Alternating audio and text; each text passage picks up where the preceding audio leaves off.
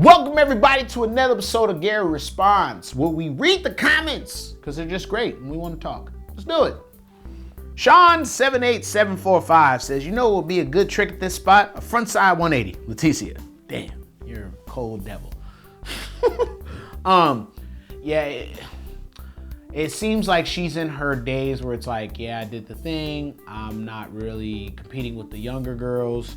Like, hopefully she didn't give up on herself, because it's like, at this point, you would have think she started throwing frontside flips or improving. But she's also into other stuff and modeling and all types of shit now. So it's like, damn. But bro, y'all was trying to roast her this week. Like, cause I know P-Rod just came out with the primitive video where he's like, all right, I'm low-key passing the torch, but I'm gonna still switch back Smith backside flip on you just to let y'all know that it's still P-Rod up here, all right? Carlos Ribeiro can do whatever the fuck he wants. Leticia is probably doing that for Monarch. Like, okay, Sky, go ahead, take over, grow up into the brand. But damn, y'all, cut her some, yeah, I mean, not cut her slack, but damn. The Z-Breer 454. Oh, shout out 454. I think it squeals when I see that. So I just finished watching T-Pud's part, and damn, that was a banger. I'm also glad he brought back some of his ledge combos for the part 2. Yeah. I was so nervous he was gonna have a part that felt like he was trying to stay up with today, but I wanna see a Hallelujah Torey Pudwill, and that's like that backwards where I put you in a box to get what I want from the skater, but that's his mind, thank God. It's one of my favorite parts, period. Has a lot to do with my life itself, but Bigger Bang was actually one of the best parts of the year. Like, it was one of the better parts this year because how he set it up was the music, the tricks. He did some shit really sketchy, but it had so much feeling in it, it was just dope. You know, and then he's like recovering from an injury, he's trying to figure out his hole, where he's about to go, and he's just a good guy. So shout out Torey Pudwill for that part. Dave Third Eye Art says, if tricks are being thrown down, it's only a matter of time until you see Mark Suchu magic is being made. See more Mark Suchu magic is being made. No, exactly. You got a tour full of guys thinking that they the shit.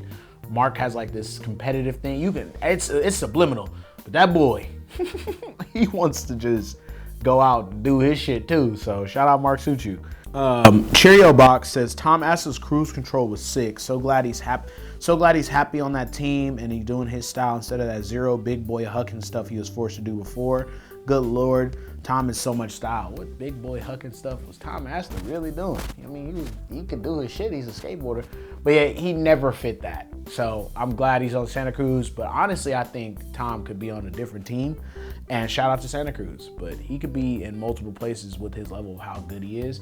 He's been stuck with kind of like, all right, sponsors for a long time, but they're heavily supporting him. So shout out to S and everybody over there. So that's what's up. Anton Pro D says, you're the only host I can actually like being yelled at, LOL. So I'm guessing you don't watch Steve Harvey on Family Feud because he be screaming. That shit's hilarious. Sean James Johns says, love the S-Bob reference. I've actually never heard in my life, the life I've been living, somebody call SpongeBob S-Bob.